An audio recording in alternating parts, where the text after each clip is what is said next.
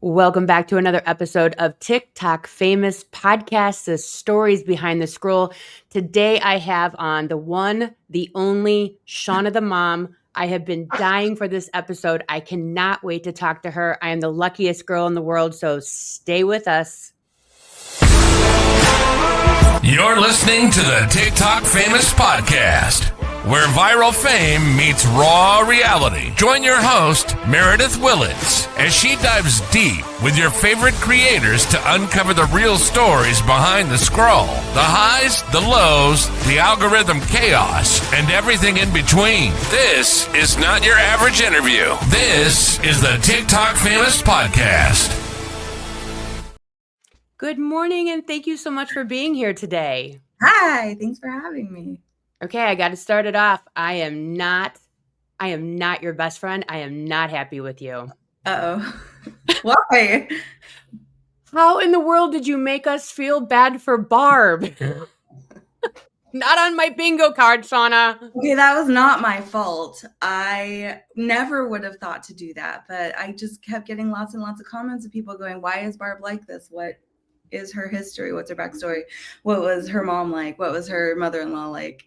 All valid questions. And so I was like, okay, let's dive in to Barb.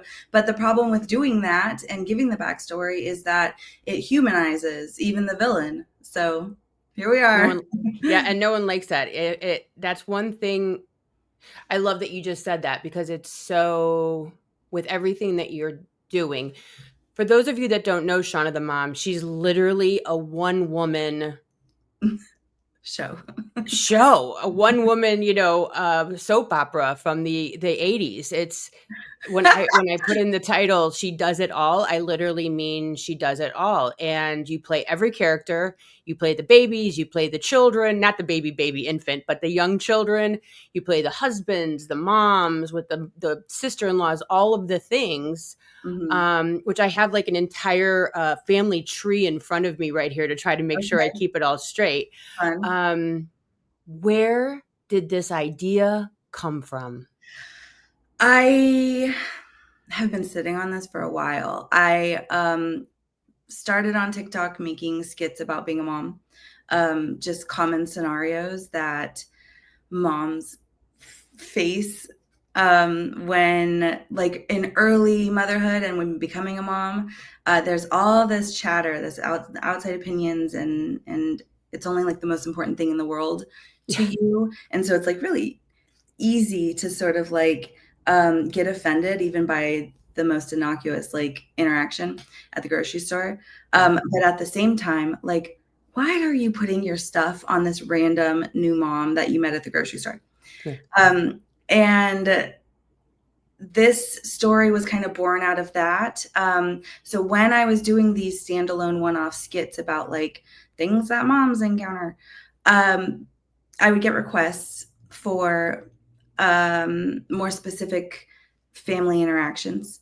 And the very first time I put something up that was Barb-esque, it was like it wasn't Barb, but it was a matriarchal type, sort of overbearing woman, familial woman, figure who sort of invalidates the new mom, who's like, I don't know, I think she talked about like, oh, this is different than what I thought it would be. And like the matriarch, who ended up being inevitably was Barb, so completely invalidated that by saying like, oh, I always loved my babies when I had them.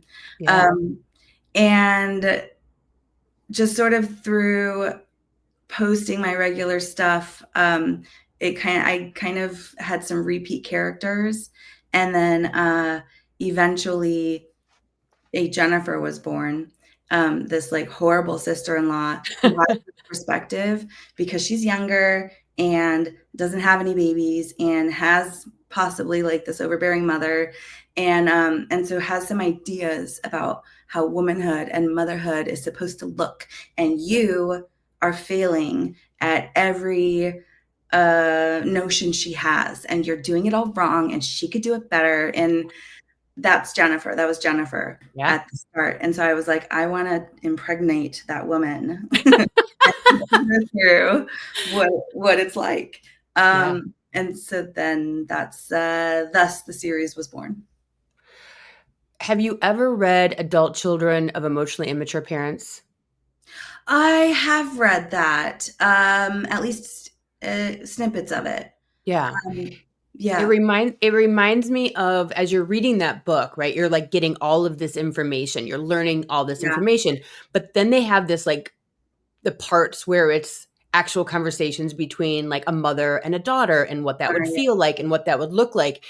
And when I watch your skits, it allows the viewer to see kind of this is what that interaction would look and feel like. And this is how that would respond. And this is why you're feeling that way, which so often in a lesson, right? If someone's just coming on more like how I do, I just come on and I talk right on social yeah, media, you're getting kind of one side, like of the story or of the lesson. Whereas when people watch you, I think that it's so relatable. I mean, on TikTok alone, you have 2.1 million followers and growing. mm, Um, and I think it helps people see, okay, she said this and then I said this and then she said this and then I said this and this is how I could and they see themselves in you. They see their mother-daughter relationships. They see their husband-wife relationships cuz you and John, I mean John is just like the cutest. This is your husband. mm. This is Shauna's husband, which In the series. yeah, oddly. Um I love the kind of like back and forth with all these characters because it makes, I think, so many of us feel less alone and like it's not just us because you wouldn't be making a whole show out of it if this wasn't a common experience and a common occurrence across the world. Yeah, I get a lot of DMs about like, I thought it was just me. And it's not, it's all of us. And I really found like when I became a mom, that really struck me that like, oh my gosh, though I'm isolated alone in this room at 2 in the morning with this baby, and I feel like the only person in the world who's awake right now, and I feel so, um, I just alone, and it's a lonely experience, that 2 a.m. hour. Um, Yeah. I one night was struck by like, oh my God, every mother who's ever existed and every mother who will come to exist is doing this. Is doing this. Yeah. You're Um, not alone. I'm not alone. I am connected through space and time to the very fabric of humanity. Like, it gave me such chills and like an extreme moment of empowerment. And I was like, oh my God, I don't think anyone realizes this. Maybe we all realize Yeah. that, but like, I was like, why don't we talk about this more? Yeah. And that's sort of the through line is that like, it's relatable. You relate to it because we all go through this. We all have a family. We all have an upbringing or a lack of a family. You know, a lot of us feel really isolated and feel like we are lacking those familiar relations. Um, yeah, and so it's a sort of a universal thing, and maybe even I don't know the plight of human existence to like Yeah. have to deal with these relationships. And They're what not always great. right, like, it's like the iron being cat forged, right? It's just like we're all Huh? being kind of beat down and, like, turning into these people, and then it's like, "Oh, Jennifer's gonna get pregnant." It's like, kind of you know, it's like, "Oh, here, welcome to the sisterhood, sweetheart. Here, this is about to happen." You just you don't know it until you know. You don't You know don't know. anything until you know, Well, and you my think you know. You've got yeah, um, such a handle on things, such a perspective, such an you opinion of know, yourself right? You know. I know what you should until be doing. It's yeah, like, until it trust me. happens, and then you're like, "Oh, maybe I should sit down and shut up." Yeah, right? So Yeah. how did you get your acting I think they call it acting chops, right? Like, where does all this come from with your background? I studied acting for several years. So I wanted to be an actor my entire life. When I was like 8 years old, I had an experience where I got pulled on stage to like do a little acting, and I was like, "What is this world?" And then it's been that ever since for me. And so like I went, you know, in high school, I did drama and stuff. But I studied Meisner method of acting for several years with a great coach out of Austin, Texas. And that's that. Her name's Laurel Vouvray. She's amazing. So the one thing that I wasn't kind of expecting when I ran into you and your show, I'm going to Uh-huh. call it, because it's literally become a show. I mean, you Yeah, it's millions of totally a show views now. per episode. You were gone for a while. You and I were talking in the background. You were gone for a while. There were people making videos. Where's Shawna? What's going on? Someone needs to check on her. Like entire Oh, videos, people were panicked. I'm like over there. I'm like not gonna. I'm like I'm actually kind of messaging her. Like she's just off for like it's fine. You know. I was sick. I know you were sick, but people are anticipating. They want to know how. They want to know who. They want to know what's coming. They're like, is there an episode about like? People are Mhm. anticipating.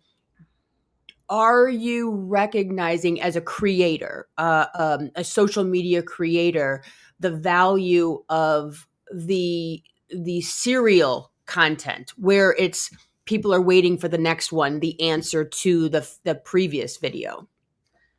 I guess I don't really know what you mean. Meaning The like you have a series, like so like it's not just one video that's encapsulated in time. It's like and then there's an answer in the next video, and then there's an answer in the next video. Like you're capitalizing in like a beautiful way this serial series So, where I mean, yeah, like I'm a big fan of TV. I grew up really enjoying several series.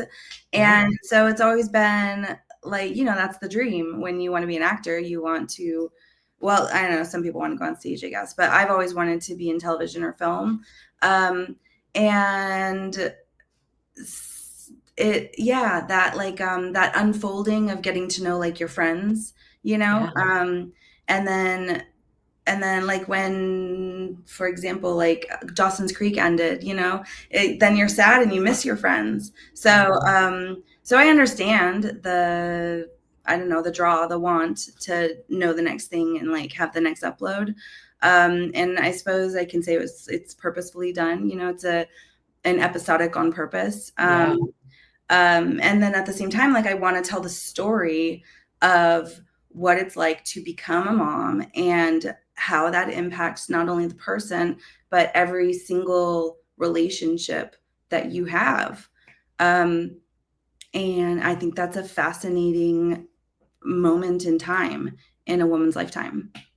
What like what's your process? Like so you have you created all of this moving forward? You just said like I wasn't expecting to have Barb have a backstory. She was just going to be mother-in-law. So Yeah.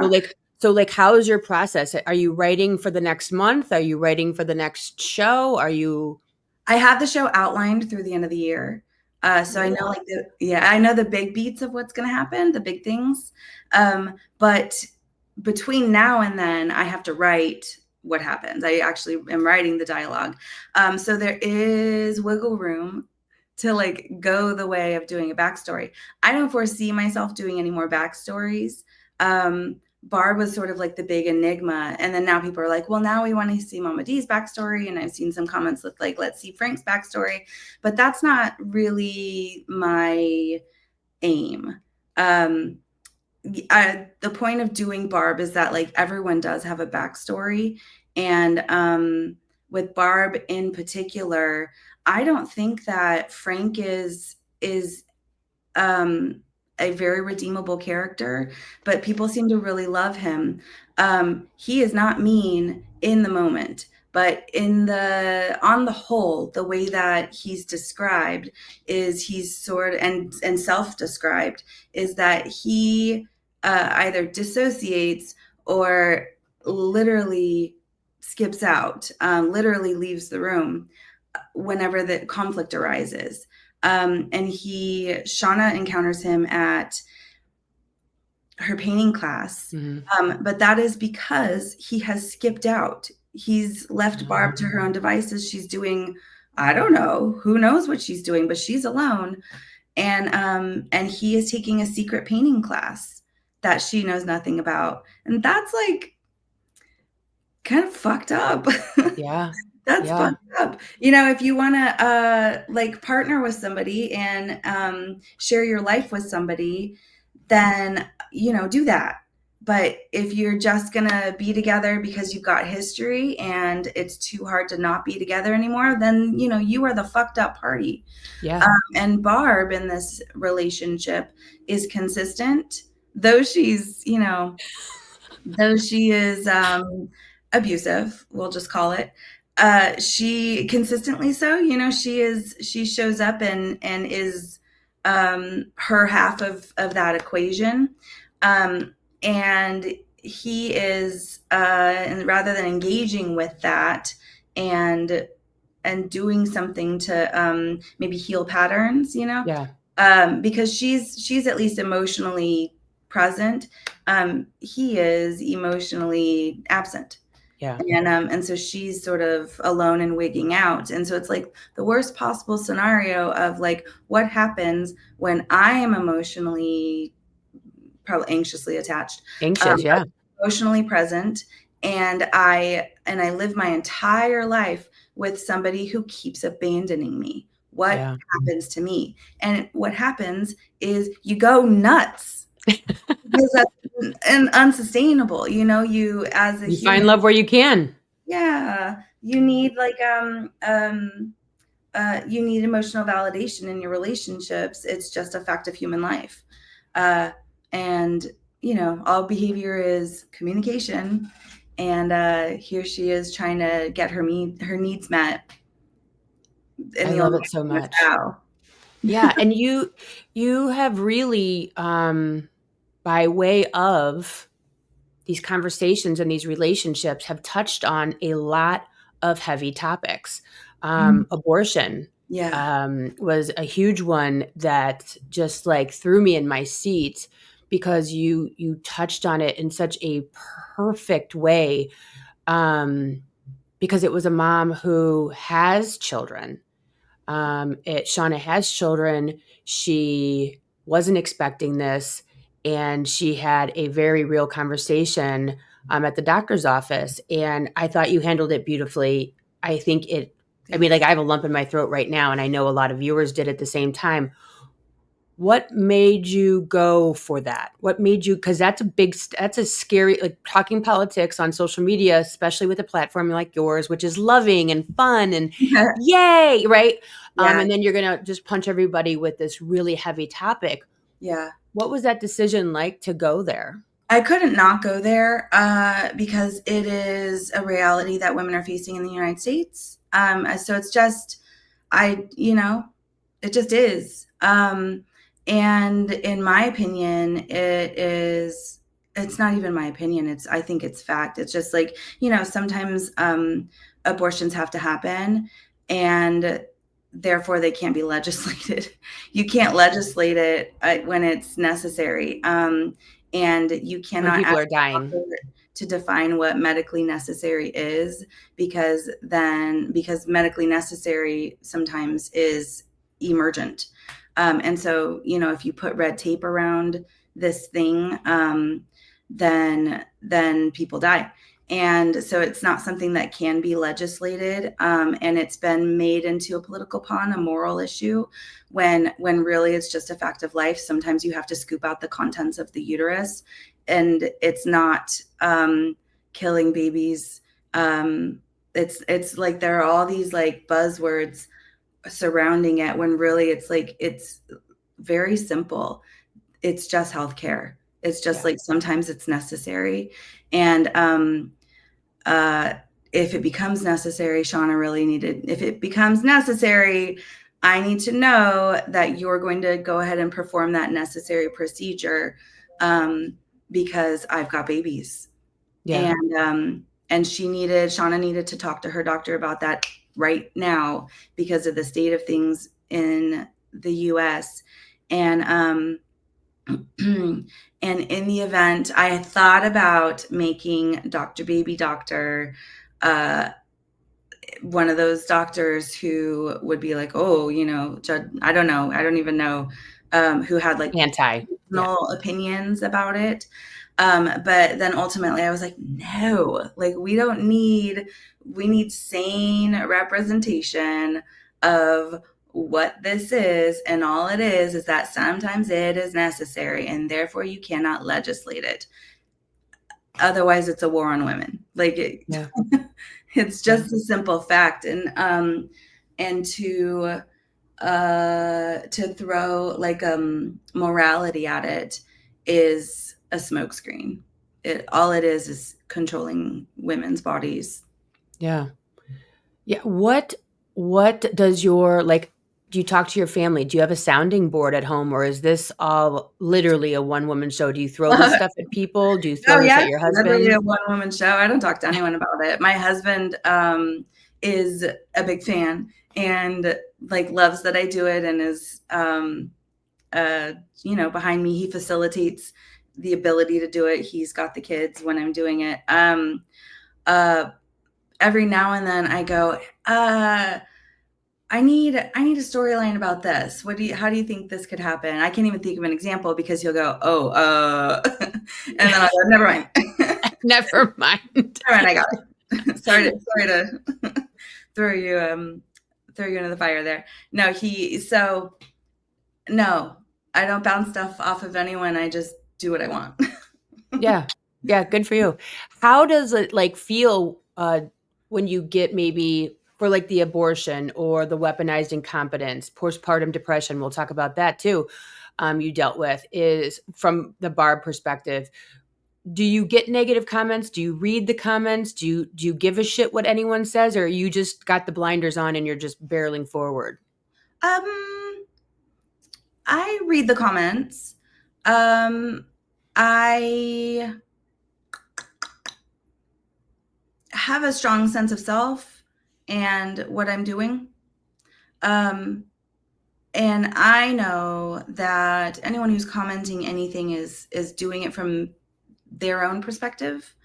And so therefore the comment um says more about them and their perspective than like what is actually true for me. Yeah. Uh, and it rolls off my back. I'm able to differentiate like reality from this person's vitriol when it comes up. Anything that is too egregious, I delete, or I don't really delete much of anything. Yeah. Unless it's like if you're attacking other people, then come on. Um, yeah. Yeah. How did like the postpartum situation was with Barb, where you could see that she was struggling, and this is kind of how like I Oh, yeah. mean, like that's and Large like he splash was pad. abandoned Yeah, yet yeah. again. Like that's the thing that I think that's so amazing about your show. I'm just going to call it the show. Okay, it is what it is. Well, yeah. Um, is that you are touching on these subjects like postpartum. Does that is that something that you see out in the world, or some of these topics things that like you or friends or family have dealt with and you're like, man, that's really something I want to highlight right here and bring it through these characters? It's definitely out in the world. Absolutely. It's something that women go through. I therefore do want to touch on it because it's important to me to kind of to showcase the reality Yeah. of becoming a mom, the reality of this like chunk of time, because it is not something that's ever been really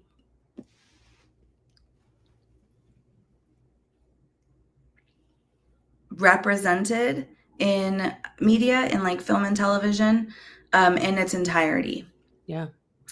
Moms historically are a side character. They're the main character's mom, or they're the main character's wife, and they have their side story of, oh, I'm a mom, and that's sort of it.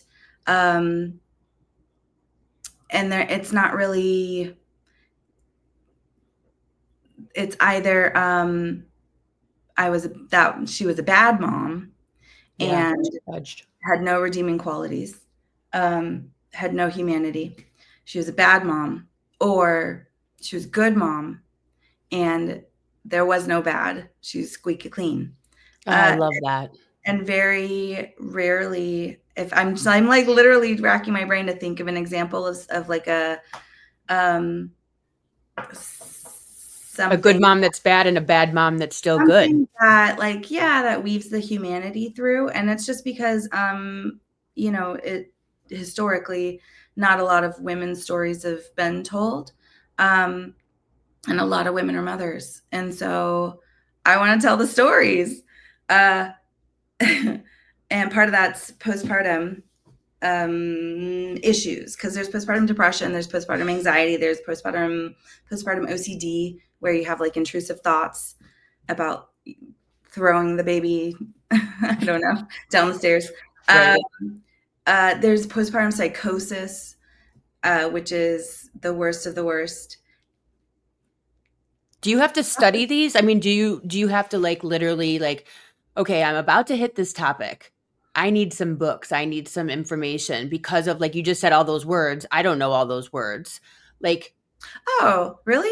yeah, Okay. It's so I you mean, I need get what you're talking about, but do you have to like, all right, I need to educate myself on this topic soup to nuts before I hit it? Is there a lot of like background that no, you need to no. go into here? I think I read a lot of stuff when I first became a mom. Uh-huh. And I was like, "Oh, this is hard." That's not that hard, but it's hard, but it's not like difficult, but like I really was trying to define what the hell am I going through for myself. And so I read a lot of stuff then, and I was like, "Well, it's definitely not postpartum psychosis. Definitely not. Maybe some postpartum anxiety. I don't think it's postpartum depression." I really was like trying to self-diagnose.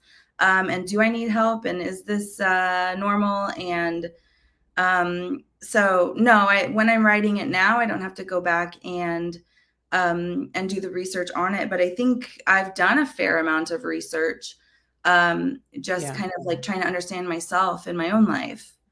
And I did go to college and I did study psychology. Oh, okay. And so I didn't I say that, but like, I didn't finish college. I'm not a therapist. I don't have I was a psych major though. But And you handle it so beautifully. Like thanks. I think that one of my favorite things, which is weird, is the healthy boundaries. Because Yeah. with I've seen on social media people say for people that are people pleasers, healthy boundaries feels violent, and I was like, wow, that's.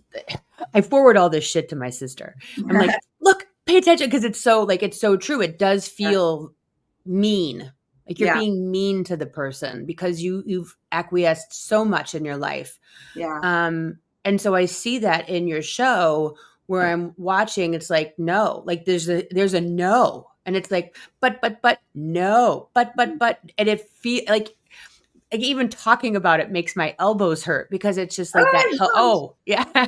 Yeah. It's like, oh my gosh, like, how are you still saying no? But at the same time, your actions in your show is giving me a backbone to go, they said no, and that's good. Like, look how this is what healthy boundaries looks like. This is how it's acted out. This is what happens when people push and you hold that line. And for people that don't have healthy boundaries, you literally are giving the how to. Oh my gosh, that's amazing. True. I love that. Good. True. Because like for me, people always talk about healthy boundaries, but what Yeah. does it look like? What is that action? How does that play out? How do you have your spouse help you through that? Because a lot of times the spouse might be the one to go like, look, Meredith's not doing this today. Yeah. I know you can't handle that, but she's holding this boundary and I'm helping her with that. And so Yeah. you're really showing, to me anyways, I know to others, how to do it. Yeah. in real time. That's amazing. Yeah. That hadn't occurred to me. Yeah. Why do you think we're all watching you? I don't know. 'Cause cool. That is great because it's really important to be able to stand up for yourself. I Yeah. mean, self-abandonment, like if you are just acquiescing to somebody else's will, eventually you're going to make yourself sick because you're abandoning your own truth. And I mean, I went through cancer, and so I very I give I give less fucks now because I sort of faced mortality. And so what that taught me is that like you're only got this one life, YOLO. And uh yeah, sure, like they might be mad, but you have to piss if you have to piss somebody else off to like be truthful to yourself, then so be it. So I went through cancer. I think I'm 6 years out. Yeah, breast cancer. My And I God, was, soul yeah, sister. yep. And I was I'm going to go on do that when my husband retires, when my kids graduate. Then I'll do it then. Yeah, And also, never ask for help. Like, was a people pleaser, and I think that breast cancer really taught me to ask for what I need, to step in my power, to give zero fucks, as you said. Like, yeah. just stop. Like, stop the craziness. This is my life. Mhm. Do you see a shift in yourself post cancer? Like, do you see that like Yeah, holy shit an moment? awareness shift. Yeah, yeah, yeah. I mean, it's absolutely the same thing. There were a lot of things that I was struggling with in my personal life, and cancer sat me on my ass and forced me to face them. And uh, I not just face them, but be really incredibly honest about them because, like, at the end of days, there's no point in lying to yourself anymore. Yeah. And in that way, it was like such a blessing, I feel, because I'm much stronger, wiser, and bad bitcher Honest. than I Yeah. was. Yeah. Yeah. I Mhm. say when you shake hands with death, you start living. Oh my God. It's beautiful. Isn't it? Like, but it's so true though. Like I after mean, that, hopefully you don't have to. Hopefully you don't have to shake hands with death to get started. But like, yeah, something's yeah. got to shake you up. Yeah, I had a gal on my other podcast yesterday, and she had a pituitary brain tumor. And then, like after that, she's been writing books. She rode a bike 1,845 miles from Canada to Mexico. Wow, on a Yeah, I bike, know, right? On a bike, on and a bicycle, a bike, on a not a real. motorcycle, a It took bicycle. her. I think it was 40 days. It was like 50 plus miles per day. Like, and then you sleep, and then you do it again the next day. Like, Damn. what? But I'm Hold starting on, to. why? I know. I No, I bucket mean, list. great, like, that's good, but what? She Why? wasn't like a decathlon person. So what Okay. she said was she wanted to prove to everybody that she was back, that Oh, she was the same person she always was, that she wow, had her shit together, brain tumor, radiation, the whole 9 yards, brain wow. surgery, and she's back. And she said when she got to I was gonna Mexico, say, she how'd was that like, it was anticlimactic. She was like, go? Yeah. Meh. she didn't care anymore what anyone else thought. That's not it. Yeah. Yeah. And what That's we were talking, so funny. It's I because know. there's no going back. Yep. That's There's no, so and she's funny. like, I left that person, Yep, and she's not here and that's what anymore. And you so, can learn. That's yep. amazing. Isn't that So amazing? yeah. I I mean, love I'm it. good for her. I'm glad that she did it, but like, yeah, absolutely.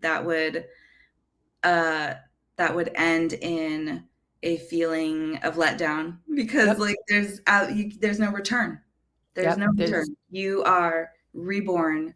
I refer to it as this is I mean, I'm eventually going to get into this topic with my stuff, but I refer to it as like I hit a factory reset. There yep. was a moment where I went, "Oh my god."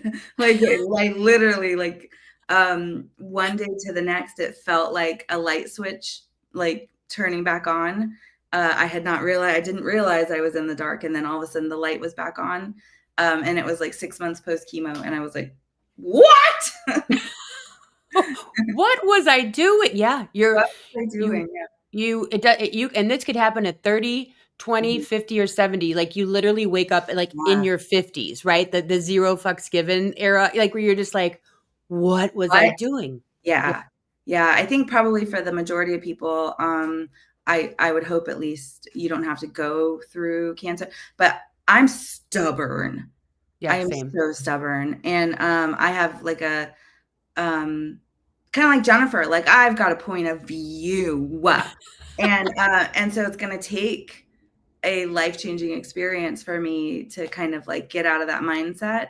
And that's what motherhood was for me. And then cancer did it again because apparently I didn't learn the lessons Yeah. when I I became a tell mom. people I tell people your higher self Yeah. will insist, right? And Oh at yeah. first it's a whisper, and then it's a knock on the door, and then it's kind of a hit in the head.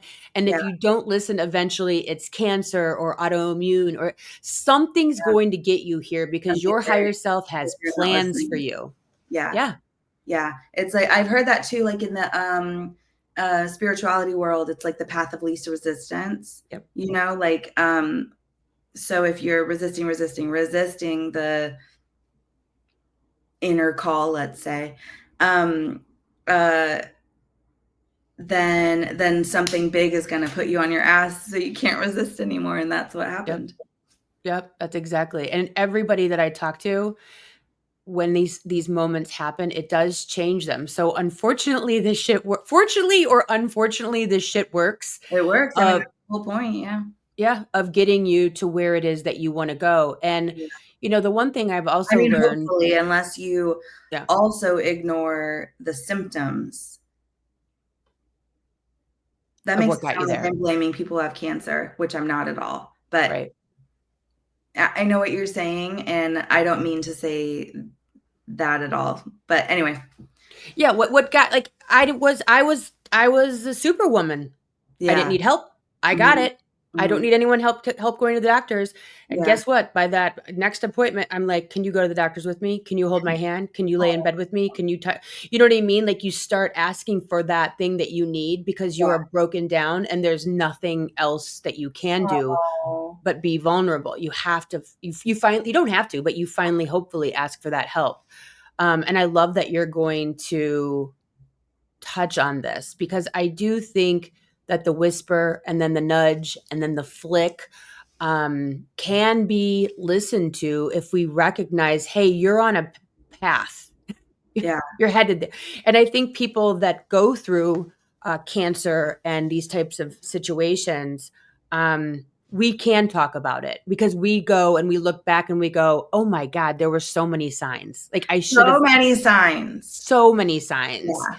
And so there's that clarity of talking to people who haven't been through this and go, stop people pleasing, put up healthy boundaries, like don't be superwoman, start delegating and asking for help. Yeah. Um, because those things are super important to longevity Yeah. and living your truth. Yeah. Yeah. It's completely true. Living your truth.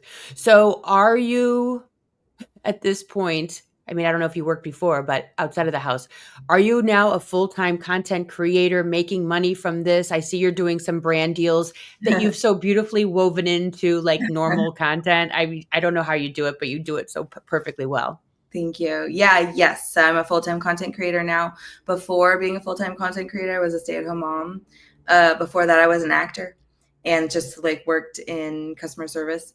And yeah, so being an actor was always the goal. When I had my first kid, I was like, how Yeah. do I still be an actor? And yeah, slowly it started slowly, but slowly I made little things and I would put them on YouTube or put them on Instagram or whatever. And then I had a friend be like, get on TikTok. And I didn't for a long time, though she was telling me to. And then finally one day she was like, Shawna. So I downloaded TikTok and it was right before the pandemic. And then the pandemic, and I just watched TikTok for like months because it was so funny and everyone was so clever and I was just getting a feel for the platform. And then one day I was like, okay, so I can just like play all the parts and like just just put it up there. And okay. And so then I did. And uh yeah, it was never the goal to be a content creator. I always was wanting to be an actor. And so I was like, if I can grow on social media, then maybe somebody will hire me and put me in something. Yeah. Um, and then, yeah, and then now it has turned into, no, I'll just make it my all myself. I'll do everything Yeah. myself. Yeah, cut out the middleman. Yeah. What do your friends and family say about all of this literal fame? Oh, they're proud. They're just like, oh my God. Because I have been talking about it since I was 8 years old. Like, I'm going to be a movie star. Is a common refrain in my home. And so they all knew I had like the ambition to create something like this. But um, I don't think anyone really uh, really knew like how I knew. Yeah. Yeah. Um, yeah.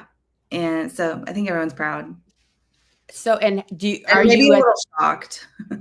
well, I mean, that's, I mean, you've got millions of people. Like, are you getting recognized? Is your family like, oh, geez, here we go again? Someone wants her photo out at No, the it's still restaurant. cool. I do get recognized. It's still cool. And uh yeah, everyone's still like, oh my God, you just someone wants to take a picture with you.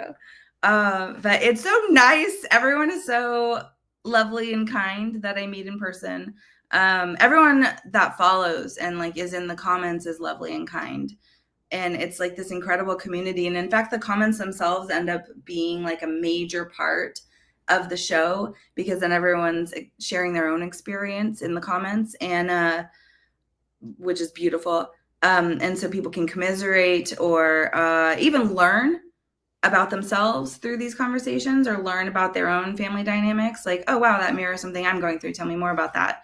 And people are really open and honest and vulnerable. So it's just like a really lovely community of people. Community. Yeah, Yeah. who follow along and watch and comment. And so when I meet somebody in person, it's always nice, and I say hi, and they say hi. Yeah. Often a hug. I'm a big hugger. I love that. And I was dying when if you haven't watched Shauna's behind the scenes footage, they're my absolute favorite. Wait, where you're like Oh fixing yes, the hair, or you're like, what do I have on while I'm making these videos? And it's like shorts or like a sparkly, like, because you're, it's just so good. Like bloopers almost, that's always like the best part of yeah. of your show. Do you see yourself taking this, to the stage, this kind of, this one woman show? I maybe the stage. I've never actually really thought about the stage. I do think about developing this into so like where it's going to leave off at the end of the year. It's Uh-oh, breaking news. ended. Breaking news. I'm not going to give anything away, but it's sort of open ended. And so there are like things that I can do to sort of spin off, and so I don't know if that will end up being I'm gonna like actually make a show or a movie or something on like traditional media, or if I will continue to do what I'm doing. If so, I would love to do it in like a maybe like a more traditional format. I don't know. I don't really want to mess with the format of people, but like maybe I can do it on a green screen and have a background, like just do a bit more editing. So it's like, I don't know, a little more polished. But I never set out with the intention of doing a one woman show. And when you're an Oh, actor, really? no, well, I mean, like, it's sort of born out of convenience. Like I can just do this without having to wait for anyone else. Yeah. And without having to like show up on set. I mentioned I had a baby, and this was a way to act without really like disturbing my home life very much. And yeah, and so I would love to eventually work with other actors and eventually like form a full production. Um, but I'm not opposed, I suppose, to doing a one woman show. It's just I have never really thought about it. I've just sort of like, going with what comes. Yeah, I'm just like, not that you're asking my opinion, but I'm like literally seeing like a very plain stage where each person comes out and has their own monologue, and but still that monologue is interacting with the next monologue and the next monologue, and it show just kind of like grows legs where each character Crazy girl, you develops. gonna write it for me? I'm I'll over do here. I'm Yeah. seeing it play out because Amazing. each character has so much personality, and so often we don't even realize that our reaction or our emotions or our feelings are born from, are spurred from what just happened. Like it's that if Yeah. you're nice to the waitress, that's changing the waitress's interactions for the rest of the day, just like if Yeah. you're a jerk to him or her. Yeah. And so it just that climax of the butterfly effect of each conversation then spurs the next conversation, which spurs the next situation. Like we have to ask, Maybe like, a creative genius. That's a great idea. like Frank, he didn't become, avoidant. Like he runs, he's Yeah. fight or he's in full flight. Well, Yeah. why is he in flight? You know what I mean? Like, was he had to flee? He was reading people's energy. So when Barb gets elevated, Frank's like, I'm out It because it scares was not him. it was not safe to Right. stay in because my parents were abusive. So like Yeah. going and sitting under the tree at the park, that's how I survived childhood. That's And so safe. when my wife gets heated and elevated and she's I can feel her energy starting to, do the thing. Yeah. I'm going to paint or whatever, like Mhm. there's a lot of people out there that fight or flight, freeze and fawn, all the Yeah. things. Um, yeah, I mean, Have you ever I would seen say My Best Friend's Wedding? No, that's not what it's called. My Big Fat Greek Wedding? I don't think so. Well, shit. Sorry. That's okay. But it's a movie about this Greek woman she grows up Greek. She has this big fat Greek family, and she's a sort of late bloomer. She's not a very good Greek as defined by her Greek family. Like what a good Greek girl is supposed to be doing is she's going to grow up and marry a Greek boy and have lots of Greek babies, and so she is hitting 30 or 35 or whatever it is, and is unmarried. She still lives at home. She still works at the family restaurant. She's dowdy, and she sort of goes through, she sort of blossoms in herself because she like puts herself out there to go to college and like do something with her life, and meets Guy, and then gets married. The guy's white. And so how does he slot into the big fat Greek family? So I'm summarizing the movie because that started as a one woman show, a stage Get out. production, and I think in California, um, and she played all the characters: the mom, the crazy aunt, the dad. Yeah.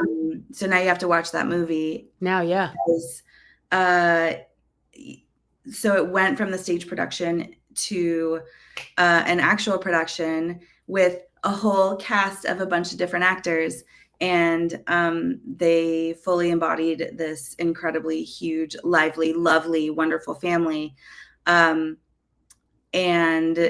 it's just the most fun. It's the best thing ever. But Yeah. I always think of that whenever it is what I'm doing is a one woman show, and anytime anyone calls it that, I always think of that it can blossom into more. So we'll see what happens.